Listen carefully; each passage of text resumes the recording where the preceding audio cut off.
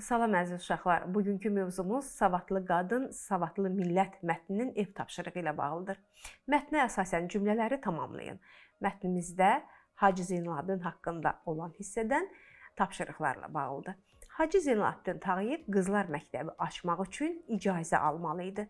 Uşaqlar, kimdən icazə almalı idi? Rus çarından. Gəlin digər hissələri də tamamlayaq.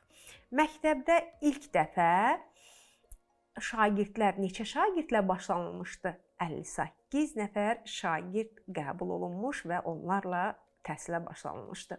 Qızlar məktəbinin ilk müdiri Həsən bəy Zərdabinin həyat yoldaşı Hənifə xanım Məlikova olmuşdur. Məktəbin fəaliyyətini dayandırmasının əsas səbəbi isə 1918-ci il martın 31-də Bakıda baş vermiş soyqırım hadisəsi idi. Tağıyev yoxsul qızların təhsil ala bilməsi üçün hansı işləri görürdü? Bir çox şagirdin təhsil haqqını özü qarşılayırdı. Bu xeyirxah missiyanı o uzun müddət davam etdirmişdi. Bugün də onun kimi xeyirxah insanlar qızların təhsil almasında əllərindən gələni əsirgəmir.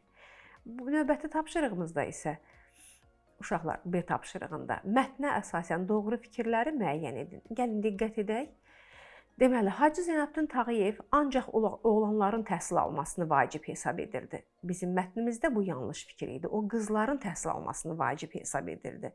O, hətta gözəl bir kəlam demişdi ki, bir oğlanın təhsil alması sadəcə bir nəfərin təhsil almasıdır. Amma bir qadının, bir ananın təhsil alması isə böyük bir ailənin, cəmiyyətin təhsil almasına bərabərdir.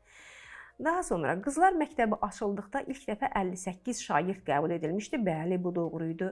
Məktəbdə yalnız Azərbaycan dili və hesab fənləri tədris olunurdu. Xeyr, digər fənlər də tədris olunurdu. Məktəbin fəaliyyətinin dayanmasının əsas səbəbi 1919-cu il mart soyqırımı idi. Bəli, bu doğrudur. Məktəb açıldıqdan sonra müəllim çatışmamazlığı problemi yaşandı. Bu isə mətnimizdə var idi və bunun öhdəsindən necə gəldilər? Məktəbin öz məzunları məktəbdə müəllim kimi fəaliyyət göstərməyə başladı. Bununla da bu problemi aradan qaldırdılar. Növbəti tapşırığımızda isə Hacı Zeynalabdin Tağıyeva aid xarakteri xüsusiyyətləri müəyyənləşdirmək və obraz xəritəsini tamamlamaq. Hacı Zeynalabdin Tağıyev Azərbaycan milyonçusu, Rusiya imperiyasının həqiqi dövlət müşaviri, Müsəlman şərqində ilk qızlar məktəbinin yaradıcısı idi. Xarakteri xeyriyyətçi, vətənpərvər, qətiyyətli. Gəl əsaslandıraq. Xeyriyyətçi, vətənpərvər idi. Xalqının maariflənməsi, qızların təhsil ala bilməsi üçün əlindən gələni əsirgəmirdi.